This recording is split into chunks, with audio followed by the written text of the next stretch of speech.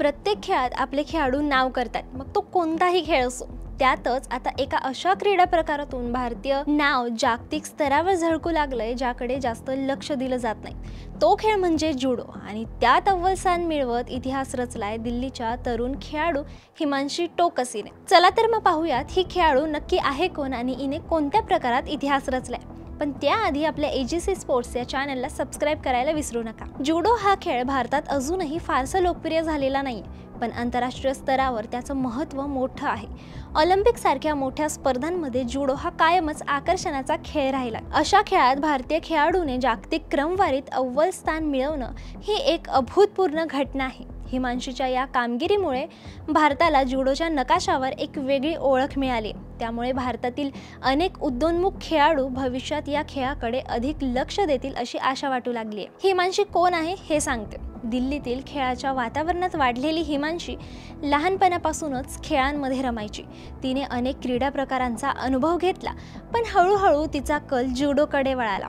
या खेळासाठी लागणारी मानसिक ताकद, शिस्त आणि कठोर परिश्रम या सगळ्यांशी ती जुळवून घेत गेली। राष्ट्रीय स्तरावर तिने उत्तम कामगिरी करत आपली ओळख निर्माण केली आणि पुढे आंतरराष्ट्रीय पातळीवर पाऊल टाकले। प्रशिक्षकांच्या मते हिमांशीमध्ये लहानपणापासूनच शिकण्याची तयारी आणि जिद्द दिसून येत होती।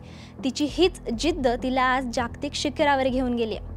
तिचा हा प्रवास सोपा नव्हता, कारण जुडोसाठी आवश्यक सुविधा भारतात फारशा उपलब्ध नाहीत। दर्जेदार प्रशिक्षण केंद्रे, आंतरराष्ट्रीय अनुभव असलेले कोच, आधुनिक साधन सामग्री या सगळ्यांचीच मोठी कमतरता आहे। शिवाय आंतरराष्ट्रीय स्पर्धांमध्ये सहभागी होण्यासाठी मोठा खर्च येतो आणि प्रायोजक मिळवणं हे सुद्धा एक महत्त्वाचं आणि मोठं आव्हान असतं। लोकप्रिय खेळांइतका समाजाकडून पाठिंबा मिळत नसल्यानं मानसिक दबावही वाढतो। पण या सगळ्या अडथळ्यांवर मात करत हिमांशी स्वतःचीच वाट तयार केली। तिच्या अथक मेहनतीमुळे आणि चिकाटीमुळेच आज ती या यशाच्या उंबरठ्यावर जाऊन पोहोचली। ज्युनियर वर्ल्ड रँकिंगमध्ये अव्वल स्थान मिळवणं ही केवळ एक स्पर्धेतील कामगिरी नाहीये, तर हा दर्जा सातत्यपूर्ण मेहनत आणि स्थिर कामगिरीमुळे मिळतो।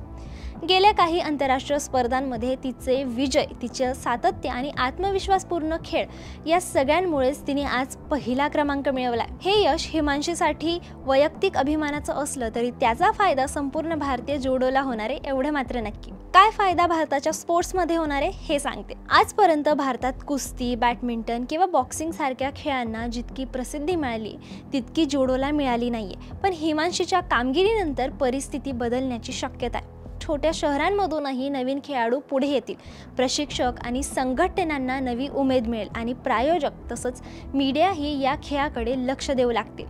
हिमांशीचं यश हा भारतीय जुडोसाठी एक महत्त्वाचा टर्निंग पॉइंट ठरू शकतो। भारतीय महिला खेळाडूंनी गेल्या 2 दशकांपासून आंतरराष्ट्रीय पातळीवर आपला ठसा उमटवला।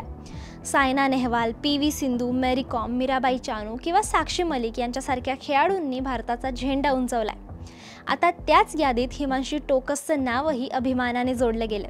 तिची ही कामगिरी केवळ जुडोपुरता मर्यादित नाहीये, तर भारतीय मुलींसाठी प्रेरणादायी आहे की जिद्द आणि मेहनतीच्या जोरावर जागतिक स्तरावर आपण अव्वल ठरू शकतो। या यशानंतर सर्वांच्या नजरा आता ऑलिम्पिक्सकडे लागल्यात। ज्युनियर गटात अव्वल स्थान मिळवल्यानंतर वरिष्ठ गटातही तिच्याकडून मोठ्या अपेक्षा आहेत। ऑलिम्पिकसाठी पात्रता मिळवणं आणि तिथं पदक जिंकणं हीच तिच्यासाठी तिच्या कारकिर्दीची पुढची मोठी पायरी असणार आहे। भारताला जुडोमधलं पहिलं ऑलिम्पिक पदक हिमांशीच्या माध्यमातून मिळावं अशी सगळ्या भारतीयांची इच्छा आहे। आता तिने कोणत्या प्रकारात इतिहास घडवला ते सांगते।